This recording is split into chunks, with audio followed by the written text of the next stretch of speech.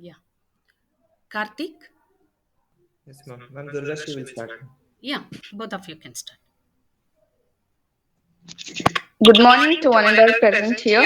A very warm welcome to today's webinar on opportunities for the students and faculties early stage entrepreneurs. I am Durgashri from 4th Sem Information Science Department, VKIT. Without further ado, let us begin today's session. Good morning to one and all present here.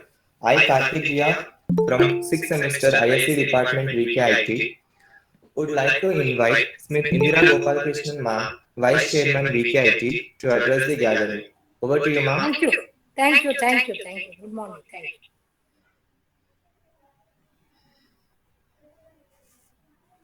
Thank you. Thank you. Good morning. Thank you. Yes, ma'am. Yes, ma'am. Now I would like to invite Dr. D. Chandrasekhar Sir, Principal of VKIT as well as IIC President to address the gathering. Thank you. Thank you, sir. Now I'd like to invite Dr. N.P. Netravati ma'am, HOD of ISC Department and IIC Social Media Coordinator, to welcome the gathering. Thank you, Karthik. Good morning to one and all. Myself, Dr. N.P. Netravati, Professor, HOD of Department of Information Science and Engineering and IIC Social Media Coordinator, on behalf of Janata Education Society and Vivekananda Institute of Technology, a very warm welcome to all of you for today's webinar on opportunities for the students and faculties early stage entrepreneurs, organized by the Department of Information Science and Engineering in association with Institutions Innovation Council, Vivekananda Institute of Technology, Bangalore. It's my great pleasure to welcome resource person Sri Arnab Sarkar, Branch Head, Canara Bank, SME, Kumbalgod Branch, Bangalore. Sir has an experience of 9 years, of which 5 years in banking. He has handled corporate, MSME, and retail clients. He is also dealing many entrepreneurs. Today, he is sharing his thoughts on opportunities for the students and faculties early stage entrepreneurs. With this introduction, once again, I would like to welcome Sri Arnab sir. Welcome you, sir. Thank you, madam. Now, I am delighted to welcome dynamic and energetic person, Srimati Indira Gopalakrishna, Vice Chairman, VKIT. One who always Thank you, supports. ma'am. Thank you. Thank Yes, you. ma'am. Yeah. One who always supports, encourages, and motivates us for conducting events and a person behind VKIT's growth. Welcome you, ma'am. I extend my heartily welcome to Dr. D.V. Chandrasekhar, Principal, VKIT, who also supports us and for VKIT's development. Welcome you, sir. Thank you, madam. Yes. And also, I welcome all the VKIT IIC team faculty and student members. Now, I would like to welcome the heads of various departments, teaching and non teaching staffs, and my dear students. I extend my warm welcome to all the participants for showing their interest to attend this webinar. Thank you. Stay home, stay safe. Thank you, ma'am. Now let us get started with today's agenda. I request the participants to be on mute and enjoy the webinar. I would like to hand over the session to Mr. Arnab Sarkar, Branch Head, Canara Bank, Bangalore. Thank you, madam. On the onset, I would like to wish everyone a very good morning. And I would like to thank the VKIT management for giving me this golden opportunity to express my views on today's topic. It is our pleasure, sir. It is our pleasure. Thank you. Good morning. Arnab sir. Good morning. Good morning, sir. Good morning. I have been working here in Kumbalguru since 2019, and ever since then, I have been very closely working with VKIT. Dr. D.V. Chandrasekhar has been a mentorly figure to us, not only for the institute but also for the society. He has been contributing a lot. In fact, Janata Education Society has been doing a lot and contributing to a huge extent to the society as well as the students of Karnataka, as well as Southern India, contributing thereby to the world and India also. VKIT has taken up various initiatives which has been acknowledged countrywide, statewide, and across all domains. Dr. N.P. Neptaravati has been leading the computer science as well as the promoting the Institute of Innovation Council in a very effective way. I would also like to thank the chairman and vice chairman of the institute. Dr. Indira has also taken a lot of initiatives for the growth of the institute. So thank you, sir. Thank you so much. It's my pleasure. Thank you. Thank you. A heartfelt thanks from the bankers. So, a brief introduction about myself. My name is Arnav Sarkar. I hail from West Bengal, from a district town called Kuch Bihar. Currently, I'm heading a branch, a specialized MSME branch of Canara Bank in Kumbulguru, Bangalore. I have done my graduations as all the students as a BTech in Information Technology. Previously, I had an experience of working with Organised and Ericsson. On my Ericsson days, I used to work in an automation team. These are the links wherein you can catch with me. Last year, I was being given a golden opportunity to share my thoughts on entrepreneurship, a walkthrough on the same day. So I am very grateful to Vivekananda Institute of Technology for providing me this golden opportunity.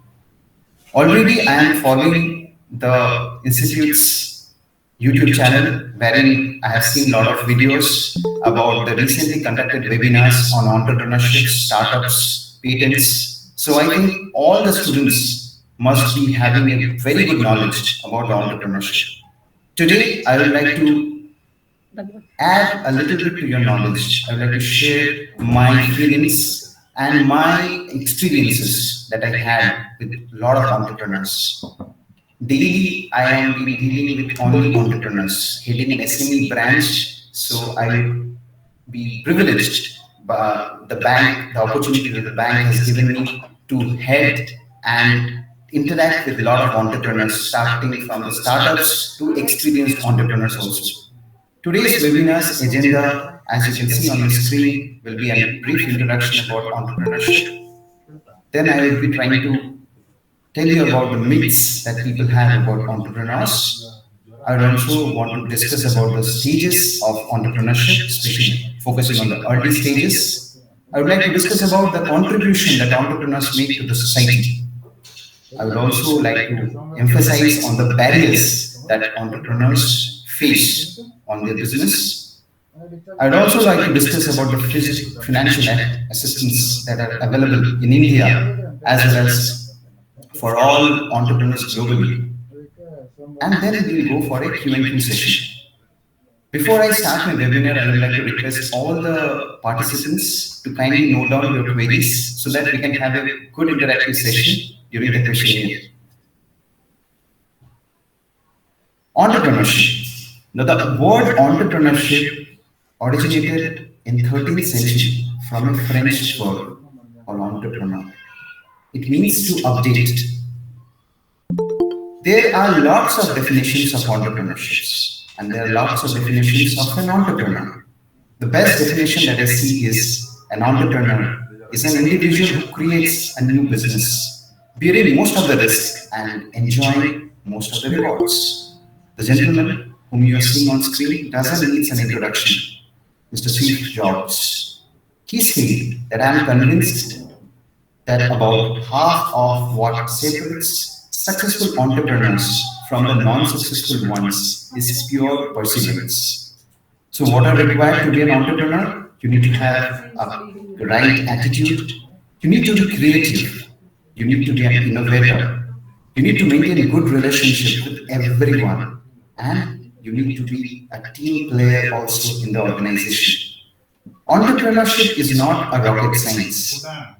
Students might think that it takes a lot of things, lot of kitties, lot of efforts. Yes, a lot of efforts are required, but a lot of things to be an entrepreneur.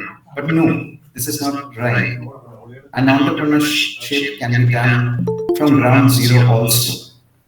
As I go through my webinar, you'll come to know about it. There are basically 4 keys behind successful entrepreneurs. The most important key is motivation. Motivation beyond monetary incentive. If you are motivated and if you're not only thinking about money, then yes, you will be successful. The ability to like the work you're doing, even if the work can be as crazy as cleaning dump, but if you are liking what you're doing, then you will be successful in that. Needs little sleep and takes a few holidays, which means you're dedicated. Our great philosopher, philanthropist, Dr. APJ Abdul Kalam, a scientist, once said, dream is not the thing that lets you sleep, but that thing that doesn't let you sleep. So, a successful entrepreneur, in cut short little is who sleeps a little and takes a few holidays and enjoys his work. He's never worried about pension. An entrepreneur, he or she, should never be worried about the pension he or she is going to get. He should be always in a mentality to take a risk in life. An entrepreneur should not be worried to lower the standard of living. I must take an example at this stage and tell you about Sri Amitabh Bachchan, a successful actor, rather the most successful actor in India. He had a company, in fact he still has a company called VKIT, which had come to bankruptcy. The day was very nearby when he was about to come to the road. But he took his stand, he joined KBC, and he brought KBCL back to where it was previously. I would like to now tell you about some myths that people have. In fact, it's going to be an icebreaker for all the students who are listening to it. There are people who rather say that there are no more new ideas. They're wrong. Study and research have said that idea is developed every single second. I'm very sure that all of you, all the students, will have a lot of ideas in your brain. So as you can see, that bulb was his greatest invention. People before that thought that whatever they had was enough. And nowadays, we are moving towards the AI and other upcoming technologies. So you have to keep and believe that the concept is wrong, that there are no new ideas. In everything there lies a big idea also. You would be thinking that for starting a firm or a company or a business, you require a very big investment. My dear friends, the answer is no. Most of the successful businessmen, most of the successful entrepreneurs have started from zero, which means that they did not have a big capital base. The 2 gentlemen whom you see on screen needs no introduction.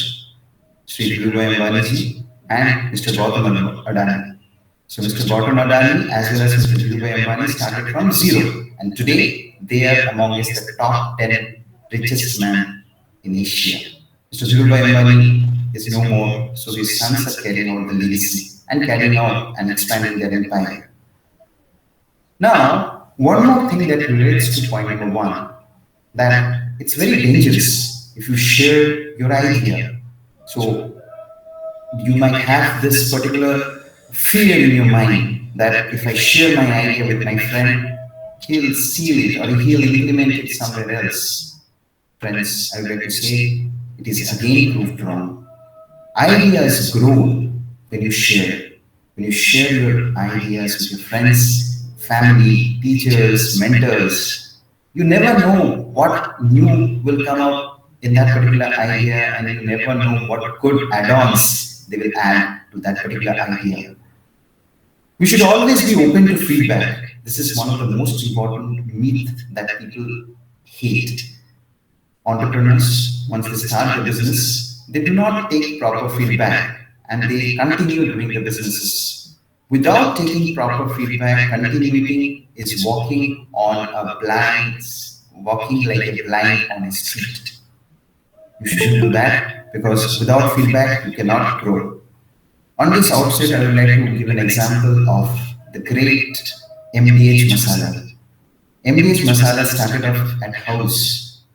The founder, Mr. Gulati, who is no more, who has recently left us, Mr. Gulati started off with the idea of masalas.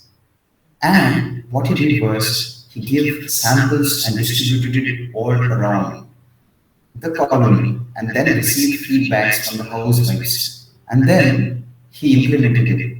And today, MDH Masala doesn't need an introduction. It's very famous worldwide. Now, these are the two important aspects which people think. There are two important questions on your screen. Do you need to be a dropout to succeed? Again, the answer is no. And is there any age to be an entrepreneur? Again, the answer is no. So these are as per the recently conducted survey, the biggest barriers of successful people not being an entrepreneur are these two reasons. Bill Gates, Mark Zuckerberg, Steve Jobs, all were dropouts. But look at their background, look at their educational qualification till then and their future. They dropped out because there was a reason for that. So you need not be a dropout to succeed. You should always complete your education.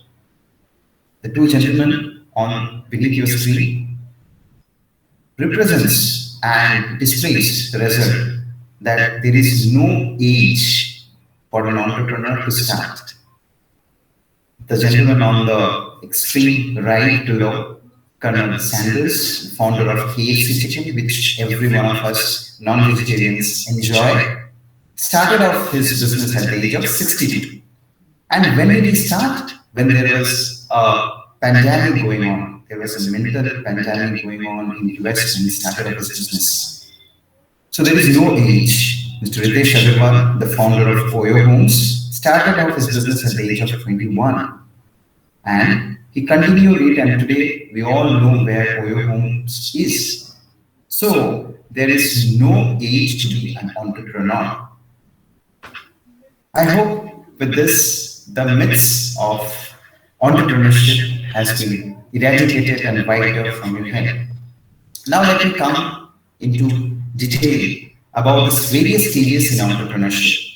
As the topic suggests, early entrepreneurship, early stages for students and faculties in entrepreneurship. So I would like to discuss about the various stages involved in entrepreneurship. First is to identify and evaluate. So identification, evaluation of the market survey needs to be done very nicely before entering into the market. As I see, most of the students are from information science, computer science, information technology and electronics background. Let me start off with a small example. Today, if you analyze and if you want to be an entrepreneur and start a startup, if you want to start with zero investment, and let's say you plan out for a small software, let's say an online class management software, because nowadays most of the schools are going online, including government, semi-government and private schools. So if you want to do that, the first thing you have to do is to identify the problem. So what is the problem? The problem is, due to pandemic, we are unable to go to schools. Physical interaction is not happening, not even in tuitions, neither in schools and colleges. So we have to identify the problem. So once the problem is identified, we have to analyze the business opportunity. We have to see how many competitors are present in the market, how many of the products are readily available, what is the price of it. And then you have to determine the resources, how you're going to host it, whether it will be an offline system, an online system, a mobile application-based system, or a webcast system. So you need to determine the resources, who's going to write the code, who's going to manage the things. You have to pen down everything. Next, most important is to gauge the opportunity and the return. How much return you are going to get from this particular investment. Investment doesn't only mean money. Your time is the most important investment, my dear friends. So you are investing your time. So your resources are going to fetch you how much return is what is more important. So to sum up, market needs, the need of the market.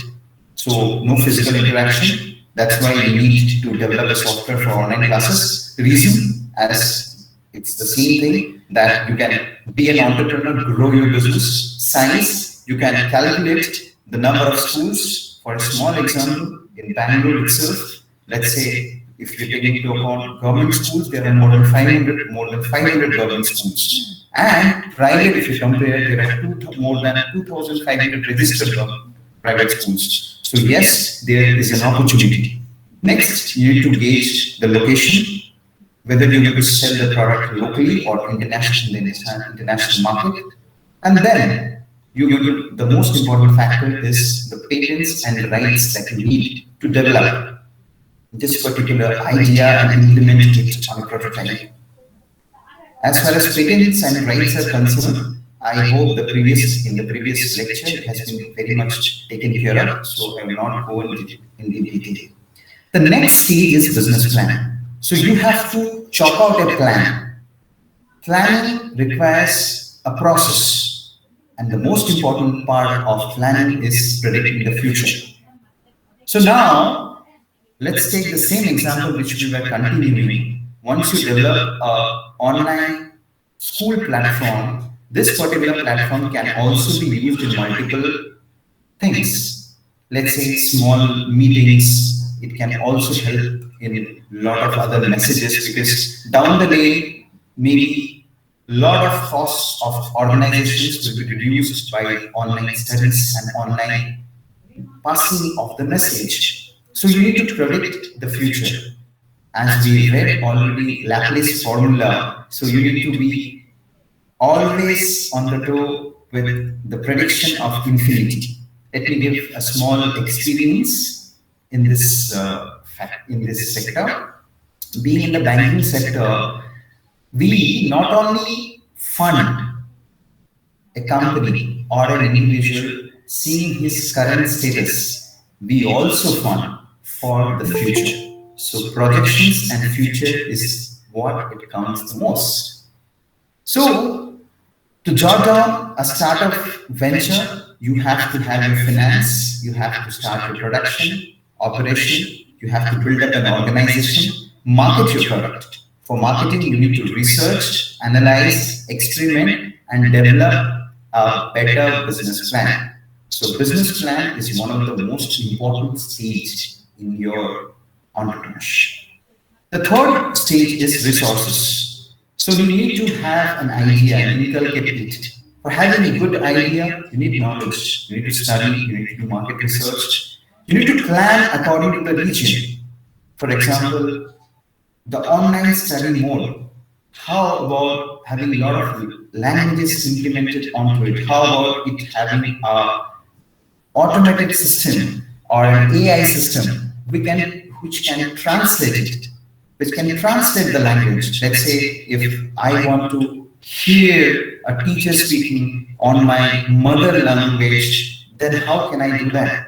In India, the language is kind of opportunity available. The most important factor in resources are 5 M's, 5 pillars. The first important pillar is money. The second important pillar is material. Third important pillar is manpower. Fourth important pillar is machines. And the most important pillar is the methods that you're going to implement in your organization. So this revolves around your planning, how you're going to manage your resources and how you are going to implement it once you form your organization. The final important stage is business creation. So now that your stage 1, 2, and 3 are done, you know what you want to do. So, for example, as we took the case of creating a online study or an online study platform, or it's an online interaction platform. Now you have planned it, you have had a business plan, a forecast for, let's say, the next 5 years on how you're going to roll it, how you're going to market it, how you're going to sell it, how many people you're going to include in that organization, or how many people you're going to imbibe them, you're going to empanel them, either employ, or let's say you're going to take as a freelancer or a part-time employee or a full-time employee. Once you're done with all your planning, then you need to create your business. You need to have a legal organization. Let's say you name the company as whatever, as per your choice. So you can also name it behind the greatest entrepreneur whom I feel, who has done a lot for the society, Sri Vivekananda, Swami Vivekananda. So being in VKIT, it's a great tribute that you can give to Swami Vivekananda. So you form the company in the name of Swami Vivekananda ji, and then you can register it. It's very simple for registration. There are a lot of platforms available. In MCA website, you can go and simply register.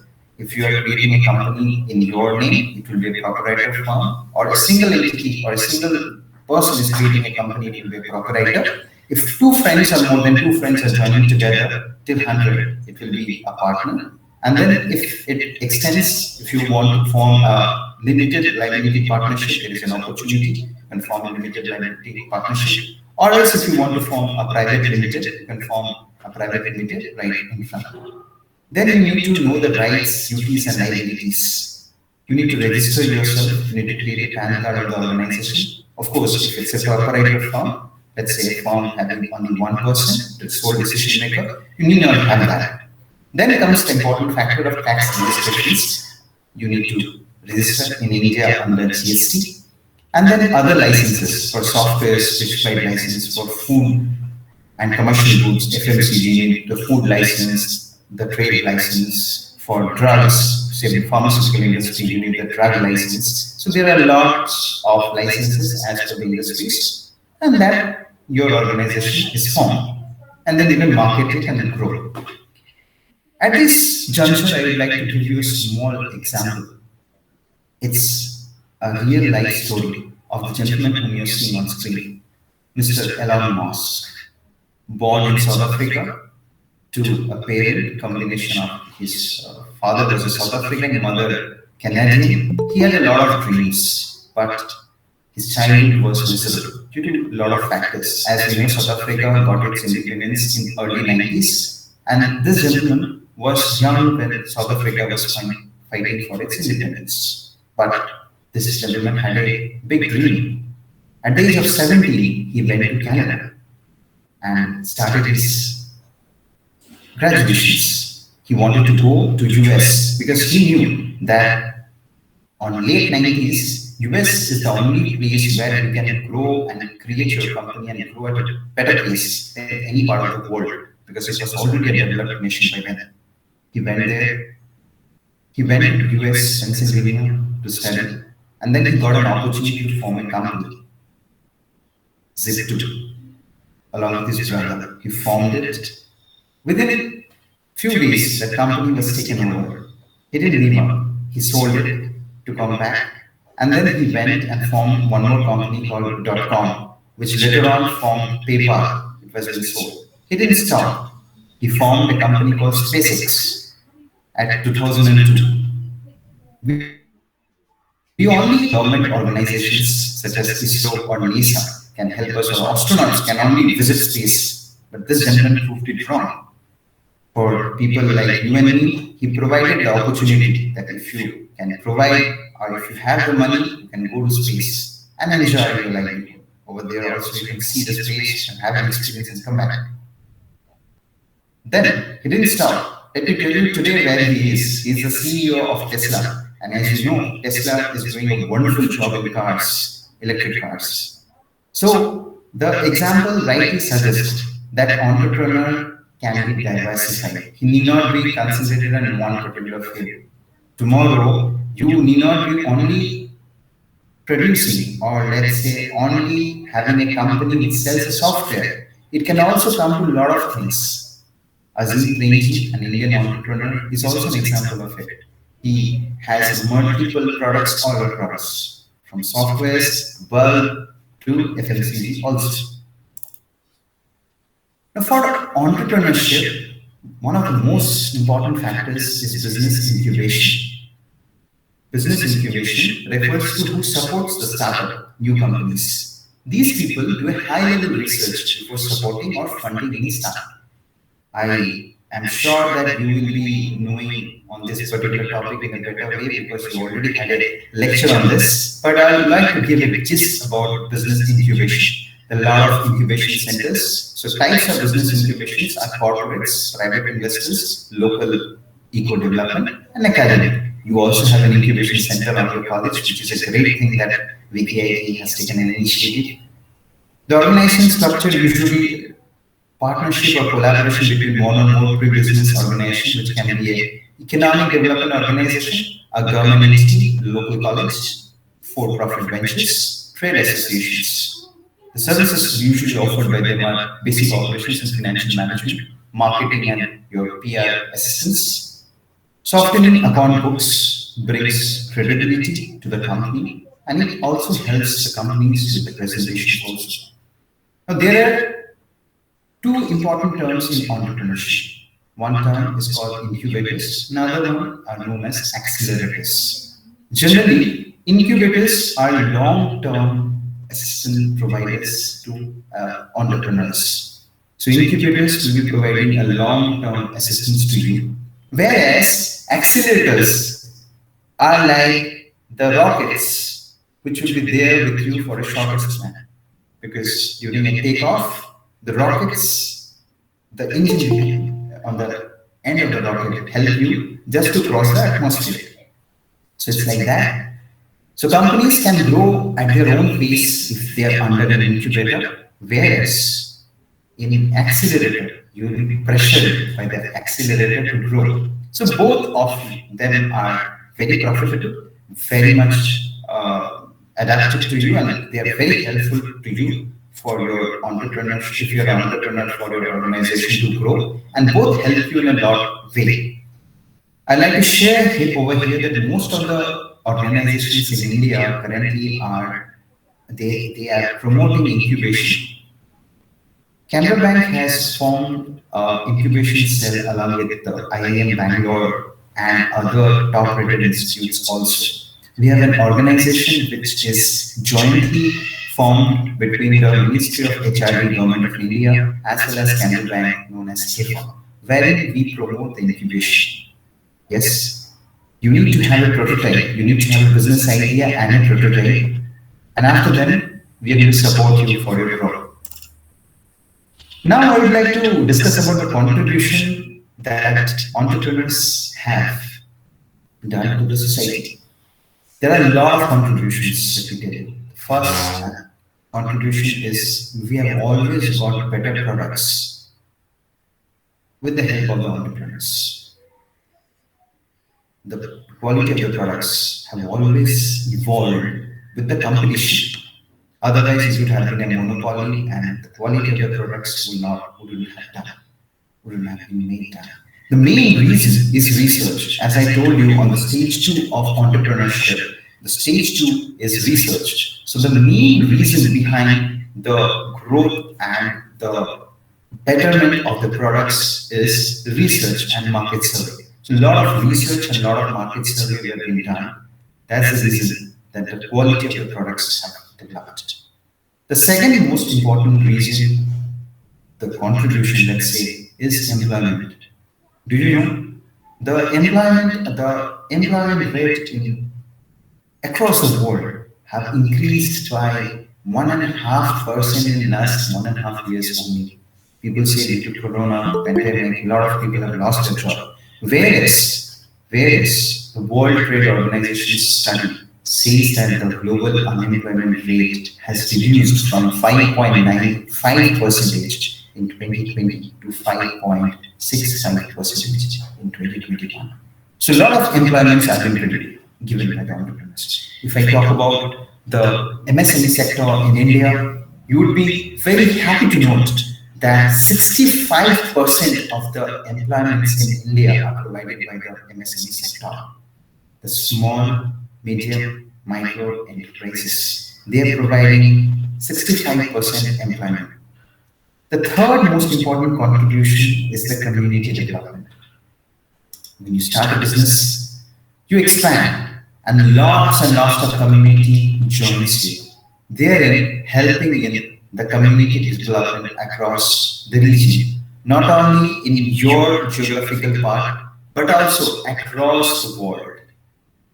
So the community development happens only because of the entrepreneurships and new organizations.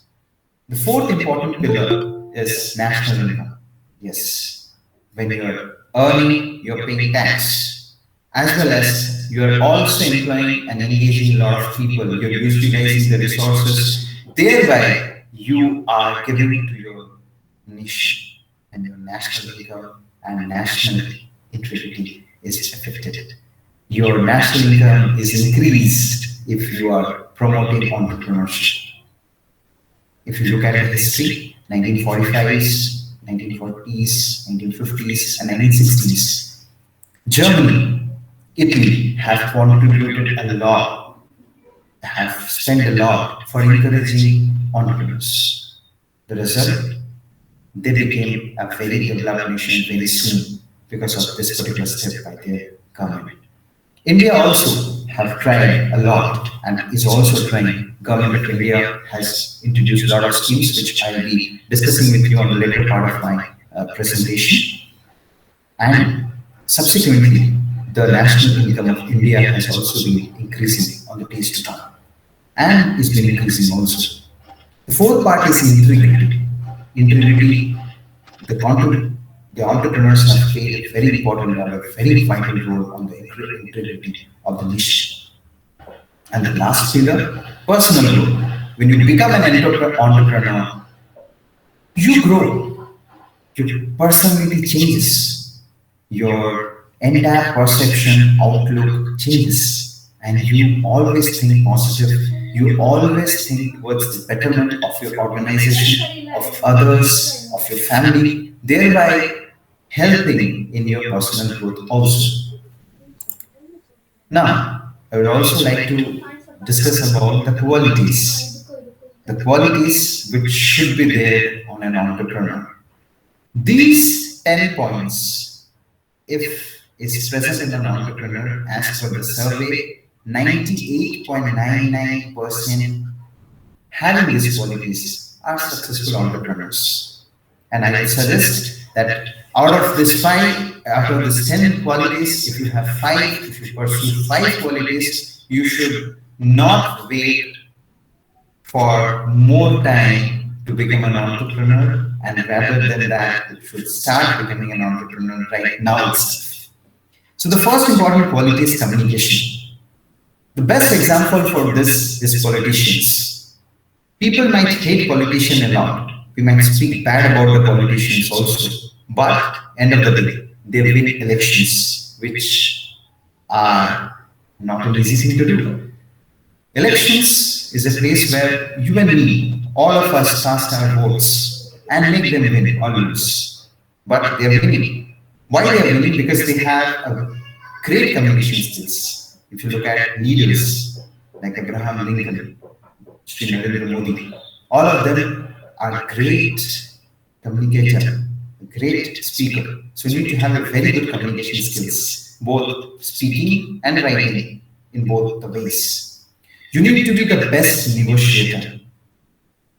The most successful entrepreneurs, if you read all their backgrounds, they have been a wonderful negotiator.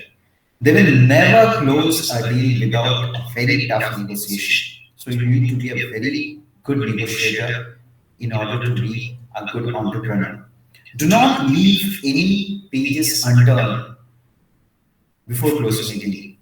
You should always negotiate at the best possible aspects. You need to be a team person. A he or she who wants to be an entrepreneur cannot think that I am a leader or I am a founder. He or she needs to be a team person. He or she needs to always spend time with the team to understand the problems in the team, to understand how to be a better, how to give a better output, and take care that all the members in their team are happy. The fourth and the most important pillar, or let's say most important quality of an entrepreneur should be that a risk-taking capability. He or she should be a risk taker. Helen Keller once said that life is either daring adventure or nothing at all. So you should have a very big heart and a daring heart also, and take risks without thinking about what's going to happen, and go ahead. The only thing that may happen is you may fail, but that's the end. The other side of the picture is you may also succeed. The fourth most important point is, as I said, the risk taking. Coming to the next point, people management. So you should have trust onto your people, you should have hope, you should have the passion, and you should also maintain the relationship quotient with your employees. You should have empathy towards them, you should also have sympathy towards them. So you should have the managerial skills to become an entrepreneur and run an organization. You should be highly energetic. Highly energetic doesn't mean that you're working 24/7, no. But whenever you're working, you should work smartly, and you should ensure that during that tenure you are giving your 100%, or let's say 110% towards the job that you're going to implement and that you're going to do. Even if you're preparing a business plan also, during that, you need to ensure that all the things are correctly written, penned down, and all the risks are properly analyzed. Your networking ability should be very nice. You should be able to connect with every spheres of people. Do not think that no one is important to you. You never know when a person will be very important to you, and you will be able to get a lot of help. You will be able to close a big deal with this help, or let's say you can also do and prosper your business along with his help.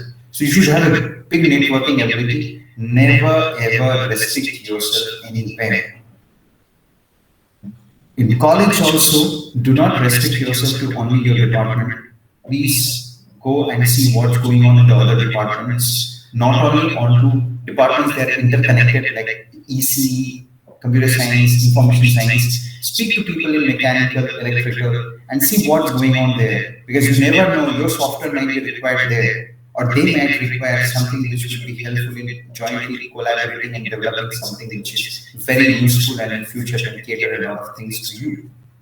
So never restrict yourself, have a good networking ability. The 8th point is being marked as red. Economics. This is like a Bible, a Gita, a Quran for entrepreneurs. You need to have a good economics. You need to be very good in economics. Otherwise, it's all about money, projections, cost calculating, engaging money, investing money. It will all go bad if you're not sound in economics. You need not have pursue a degree in economics. You need not be a BCom and an MCom or a PhD. Whereas you need to be always open. You need to study about various things involved. There will be a lot of financial jargons you need to be aware about, because once you're an entrepreneur, there will be balance sheet, there will be current ratios, there will be a lot of gearing ratios, a lot of things to be done, which you need to be very careful about. So without economics, or let's say a strong economics background, an entrepreneur cannot be a successful entrepreneur.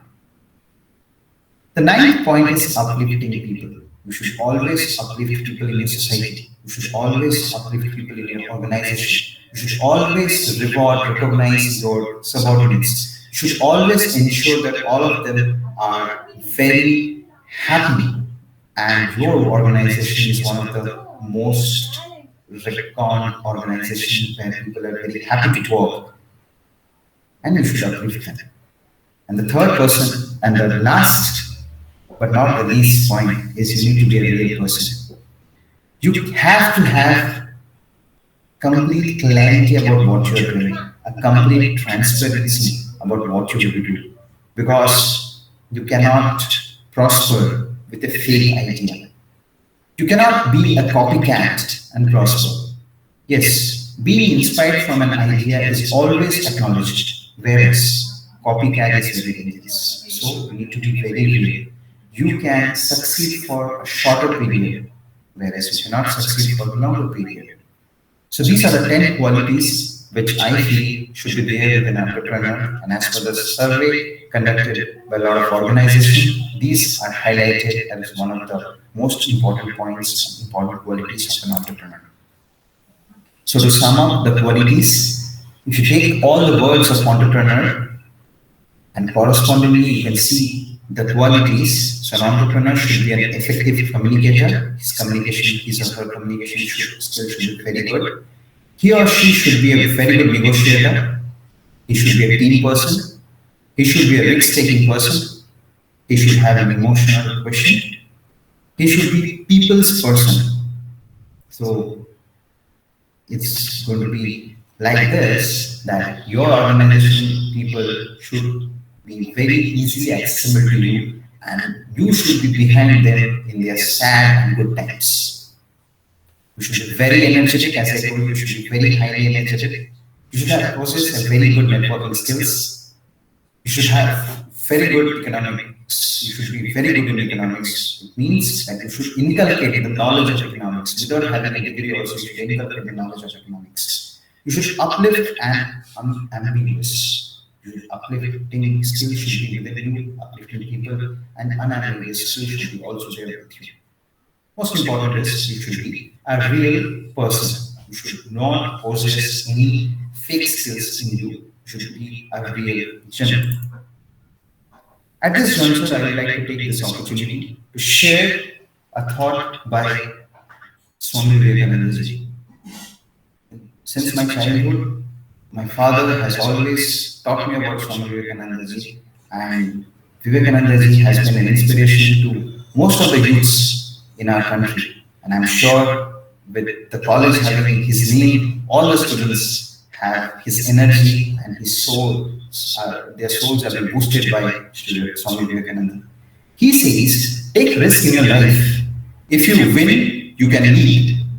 If you lose, you can die. So as I told you, without risk, you cannot prosper and you cannot become an entrepreneur. So take risk in your life. If you win, you can lead. You can show it to others that how I won the race. But if you lose, you can caution others that you cannot form this organization or you cannot walk on my roadmap and succeed. So I also request the students to follow his programs. Now I would like to discuss about the problems faced by entrepreneurs. There are severe problems. There are many problems which have been faced by a lot of entrepreneurs. One of the major problems is social problem. A lot of people will discourage you. They'll say what you are doing is not correct. There'll always be a fraction who would never want to see you developing in your life or prospering in your life. You may not be able to maintain the social status for a few days. You may not be able to have the luxurious car as your friends are driving for a few days. But let me tell you, once you overcome that problem, you will have a better car than people around you. The second most important point is personal problem. There are a lot of things that will go wrong. If you say, let's say, quit a job and start a firm, you may not be getting the salaries which you were getting per month.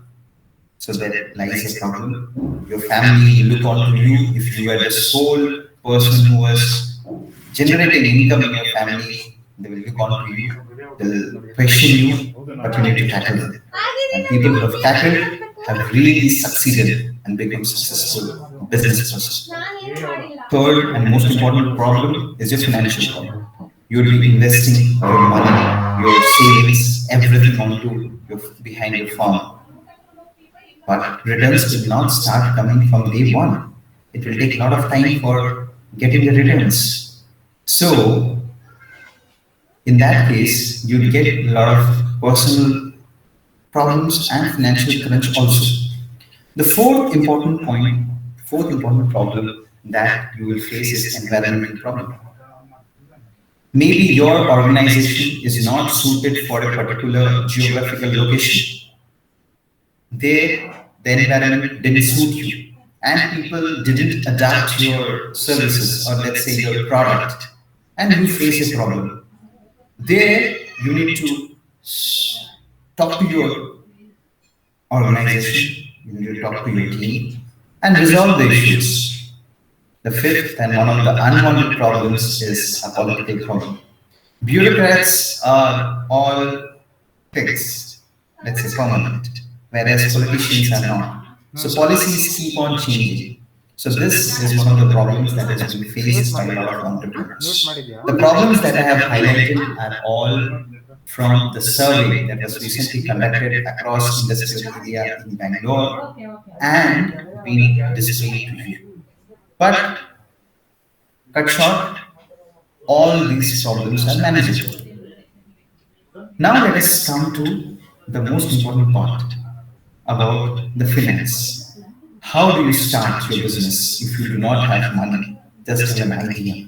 As we have discussed, we have a lot of incubation cells. Colleges have incubation cells. As I told you, HEFA is an organization jointly owned by Ministry of HRD and Canara Bank, which supports incubation. There are a lot of government and college funding which are happening nowadays, wherein you have to showcase your product, and then after the feasibility approval, your prototype approval, they will invest in shares, and rather say they will be investing on your organization for growing. Another aspect is angel investors and venture capitalists. These are nothing else but private equity finance company who would be investing on your organization. So you have an idea, you create a business plan, you create a product, and then you go and meet the angel investors or the venture capitalists. They will be investing on your company based on various terms and conditions.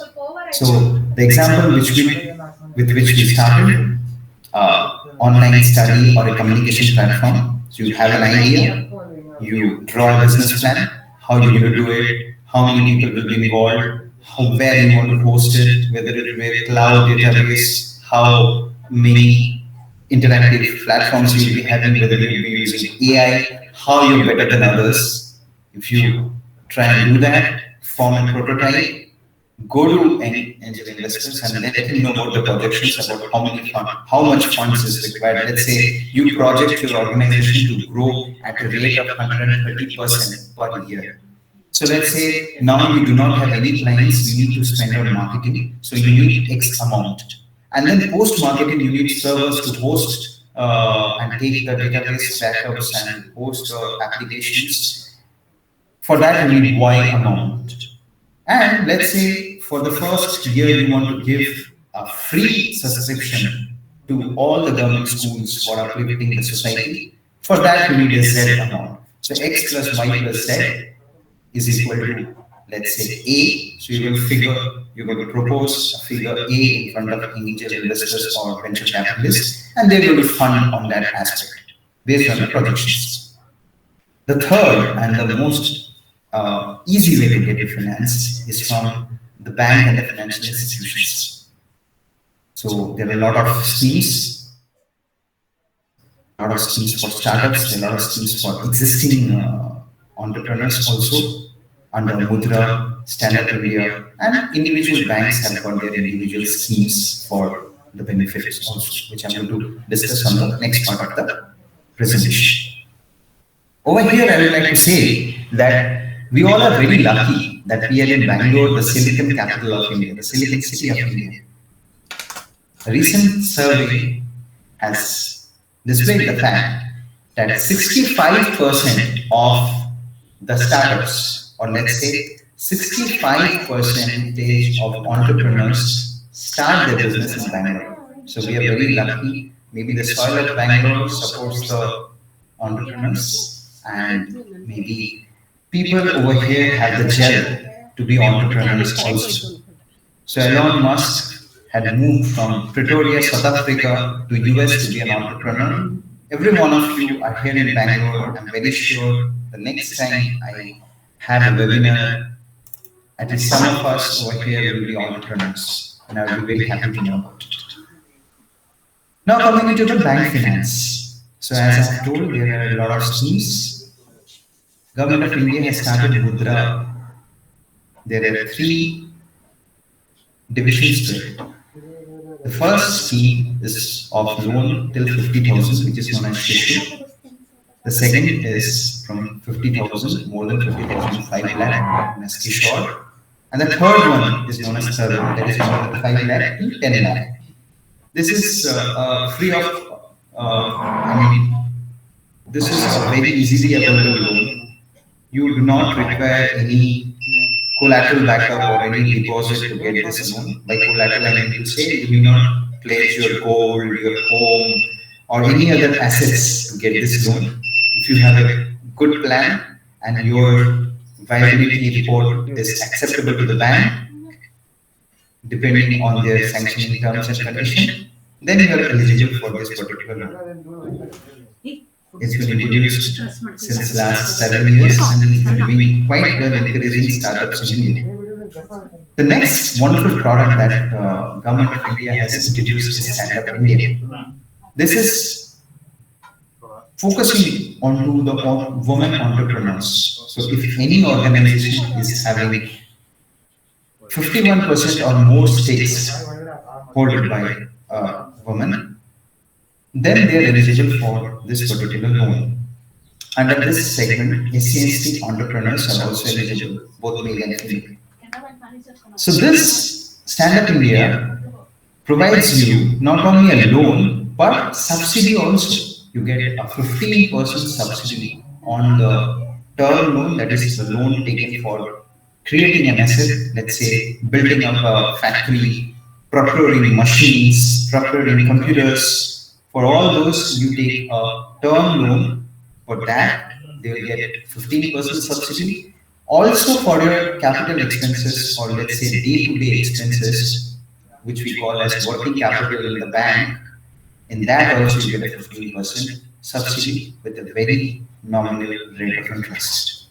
Apart from that also, there are a lot of normal loan schemes. A lot of normal loan schemes are available in every banks. There are to support their working capital requirements. So the raw material required, for example, coming into the software project that we were speaking about, we were on the online platform.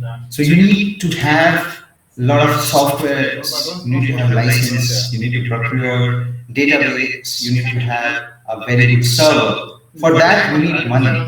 So that can be provided through the working capital expenses and the term loans given by bank to bank.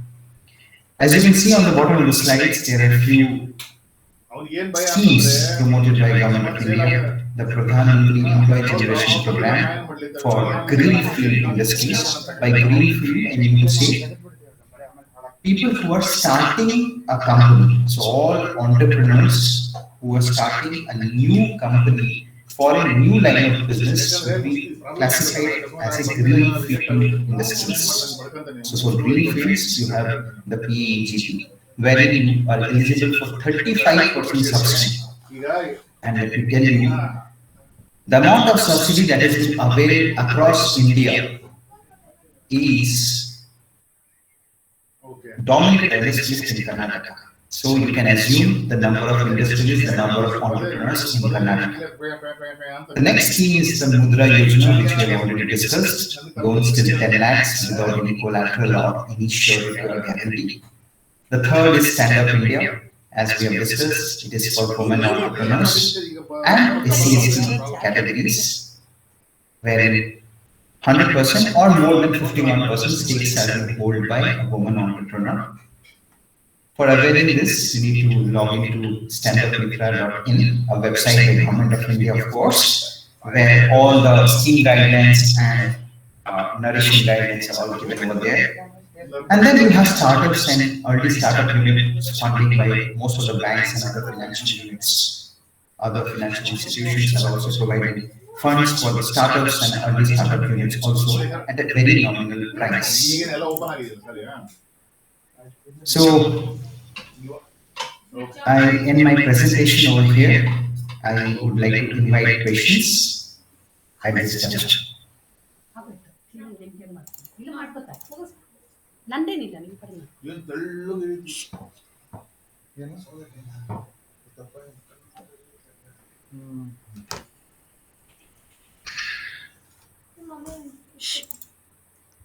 Hello. Hello, Karthik. Yes, ma'am. Yeah. Thank you, sir. It was an informative talk. Let others ask some questions. Karthik. Yes, sir. Waiting for anyone to ask. Yeah, let the audience ask some questions to Arnav. Any question, guys? You can Hi, ask. sir. Good morning. This is Varun from ISC. Hi, Varun. Good morning. Good morning, sir. Sir, I have a few doubts. Actually, good afternoon. For an example, as you had taken example of developing a school software for online teaching, if it is a registered private limited company or else a LLP, if we are just entering into your Canara Bank branch, how would you help for the finance, sir? So we would check your feasibility, we would check your business plan. If that feasibility matches and your projection matches with our banking norms, we would be happy to help you. In the banking norms, in the sense, why? Because everyone outside, they think financing for a company is very easy, whereas government fees are only way too high. To be frank, to register a company only, we might have up to 20,000, something like that, which never comes outside. So what is that banking norms, sir? The banking norms are basically the policies, various policies that every individual bank has. So let's say you have a project. So you have a particular company which is a private limited company. Yes, sir. So the private limited company, let's say it has been incorporated in a year's time, and you have been starting your operations. Maybe you have done some sales last year. So we will be analyzing the financial parameters, and we will also like to see your projections. So not only on what you've done in the past, but also on what you're going to do. So that will be judged. So we have a lot of ratios, as I was discussing about the finance, the most important part of the company. So we will be analyzing the balance sheet, the previous one, and how you will project it. You're very correct saying that there are a lot of expenses for forming a company, let's say government fees and other parameters. In this question, there is a small suggestion that you should always incorporate a proprietor to start or a partnership firm to start. We always emphasize on more of a capital infusion to a company than the type of the company it is. You form a private limited from a proprietorship firm or a partnership firm. Whereas dissolving a private limited is very tough. If you had formed a private proprietorship firm or a partnership firm, your entire expenses would have been done within 1 or 2,000. Private limited entertains to AOA, MOA, certificate of incorporation, and annual taxation returns. So whatever you do, yes, whatever you do needs to be very duly filled and very duly reported to the government. So this attracts to a lot of charges. Yes, sir. Sir, I have one more doubt. For an example, if the startup is an early stage startup, which doesn't generate any revenue. For an example, if the company is only 6 months or 7 months old, by the words whatever you told in the past, I think the banks will only provide loans to early traction startup, I guess, sir. So if the startup is early stage startup, if the product didn't come up, and if it is a service stage startup like a software which gives a service to the students or something like that, how the banks will help, sir? Thank you for the question. Yes, sir. The banks again will analyze your projection since it's a very early stage startup. And there are three important things that you will get over here. One is, if it's an early stage startup, you need not pay for 3 years. So under the Stand Up India scheme, if you are registered under Startup India, then you need not pay taxes for 3 years between the first and the 10th year of your incorporation. So coming into the banks, what they will do, they will analyze your industry. Let's say you are doing an online platform today. The 3 years sorry to interrupt. I think the 3 years tax exemption will get only to the startups which is recognized by DPIIT, sir. No. There is no such recognition thing. If you are registered in Startup India, you'll get that particular benefit. No, sir. I own a startup and I have registered in Startup India. But until you get the recognition from the Department of Internal Trade, you won't get the 3 years exemption. But Department of Internal Trade, I am very sure that it recognizes once you started operations. Because I have been watching a lot of startups grow and very closely working with a lot of startups also. Yes, sir. As soon as you are commencing your operations and your balance sheets are getting registered, you need to have an audited balance sheet for the first financial year, of course. After that, you would be easily recognized. There is no such hurdles into it. Small restaurants are getting registered, so I think it shouldn't be an issue for a software company at all. Now, coming into your question about the banking aspects, so as I told you, every bank has got its own formulas. It has got its own perception of to see a startup or to rather fund a startup. So they'll have their projections because as you have shared that the company is a very young company, they have to see under the current circumstances or the let's say how the future perspective is going to grow. So they will analyze those parameters and then do the funding based on the projections because they would have no other financial parameter to look into. So one is your viability, most important aspect, that whether the project is viable or not, how you will to compete in the market, because already there will be more than sufficient competitors in the market. One. Number two, whether you have the strengths in your organization, how strong your organization is, how much equipped your organization is, how much technical experts you are having, how many people are working for you, what is their background, whether they will be intact with you or not. And number four, most important point is your projection. So how you will do project yourself, how much sales you will do, and based on that, bank is going to fund. So these are the aspects. Thank you, sir.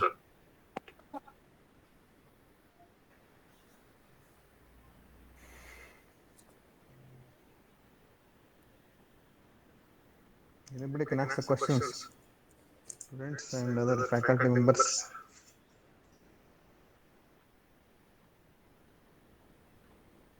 Hello.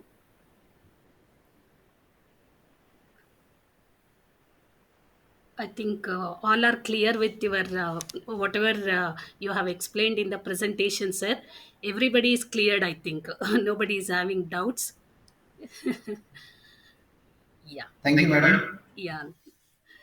And I want to thank Chandrasekhar sir, you, Netravati madam, and the entire VKIT team. It's doing wonderfully well. I've been closely observing it and watching it since last 2 years. And with your dynamic leadership, I'm very sure that the institute is going to prosper and a lot of entrepreneurs are going to be created from the incubation cell. The cell is doing quite well. I'm getting the updates also about the institute. And all the best to your organization. We as bankers will be always beside you on your growth and for the budding entrepreneurs that you're helping the society to lead. Thank you so much, sir. Thank you so much for your support. Karthik and Durgashri. Thank you, sir. Now we are at the end of the webinar. Now I would like to hand over the section to Chandrama ma'am, IIC convener and incubation center in charge, to give the vote of thanks. Over to you, ma'am. Thank you, Karthik. Good afternoon, all. So it is my pleasure to present vote of thanks on behalf of Janata Education Society members and Indira Gopal Krishna ma'am, Vice Chairman VKIT, and our beloved Principal Dr. Chandrasekhar sir, and VKIT faculty fraternity. I like to thank our speaker of the day, Sri Arnab Sakar, Branch Head, Canara Bank, Bangalore, for accepting our invitation to deliver this talk in his busy schedule. Sir, your talk was motivational with the 4 keys of success to become a successful entrepreneur, and also the qualities what you have mentioned, it is very much required to become a very good leader in the entrepreneur. And the expansion of entrepreneur is very well defined, sir.